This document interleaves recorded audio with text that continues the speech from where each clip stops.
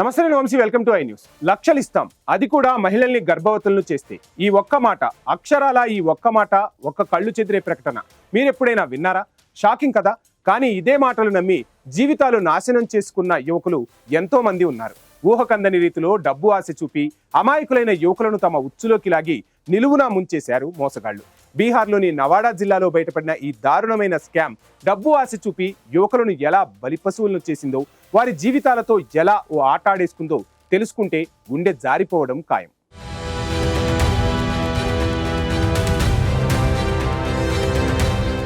సంతానం లేని మహిళలను గర్భవతులను చేయండి, 13 లక్షలు అందుకోండి. ఈ ప్రకటన వినడానికి ఎంత ఆకర్షణీయంగా ఉంది కదా. దీన్ని చూసి ఎందరో అమాయకులు ఇదేదో గొప్ప అవకాశమని నమ్మారు. కానీ ఇది వారి జీవితాలను నాశనం చేయడానికి వేసిన ఒక ఉచ్చు అని వాళ్ళు ఊహించలేకపోయారు. బీహార్లోని నవాడా జిల్లాలో వెలుగు చూసిన ఈ మోసం ఇప్పుడు దేశవ్యాప్తంగా సంచలనం రేపుతోంది. All India pregnant job service, playboy service అనే పేరుతో ఒక ముఠా ఫేస్బుక్లో రకరకాల ప్రకటనలు గుప్పించింది. సంతానానికి నోచుకొని మహిళలకు గర్భం ధరించేలా సహాయం చేస్తే 13 లక్షలు ఇస్తాం. ఒకవేళ మీరు గర్భవతులను చేయడంలో విఫలమైనా పర్వాలేదు, 5 లక్షల వరకు పొందొచ్చు.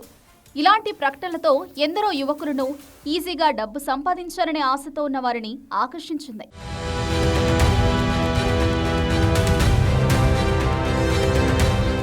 అంతే, ఈ ప్రకటనలు చూసి ఎంతో మంది గుంపులుగా ఆ సంస్థను ఆశ్రయించారు. అక్కడున్న నిందితులు పెద్ద పెద్ద మాటలు చెప్పి అమాయకులైన బాధితుల నుంచి చాలా పగడ్బందీగా పాన్ కార్డ్, ఆధార్ కార్డ్ వంటి ముఖ్యమైన వ్యక్తిగత వివరాలను సేకరించారు. ఆ తర్వాత రిజిస్ట్రేషన్ ఫీజు కింద ఒక్కొక్కరి నుంచి 799 రూపాయలు వసూలు చేశారు. ఇది కేవలం ఆరంభం మాత్రమే.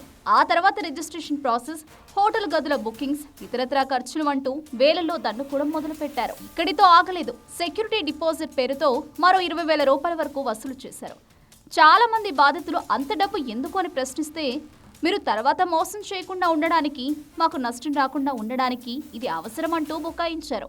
ఇక బాధితులు డబ్బులు ఇవ్వడానికి నిరాకరిస్తే వాళ్ళని బ్లాక్మెయిల్ చేయడం మొదలుపెట్టారు. మీ వివరాలు మా దగ్గరున్నాయి, మీరు డబ్బులు ఇవ్వకపోతే మీ పరువు తీస్తాం అంటూ బెదిరింపులకు పాల్పడ్డారు. ఇలా లక్షల్లో కోట్లలో డబ్బులు వసూలు చేశారు.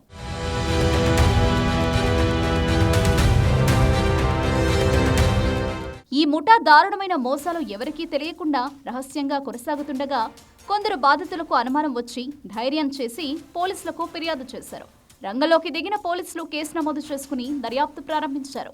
సాంకేతిక ఆధారాలను బట్టి నిందితులు ప్రిన్స్ రాజ్, భోలా కుమార్, రాహుల్ కుమార్ సహా మొత్తం 8 మందిని అరెస్టు చేశారు. వారిని విచారించగా షాకింగ్ విషయాలు బయటపడ్డాయి.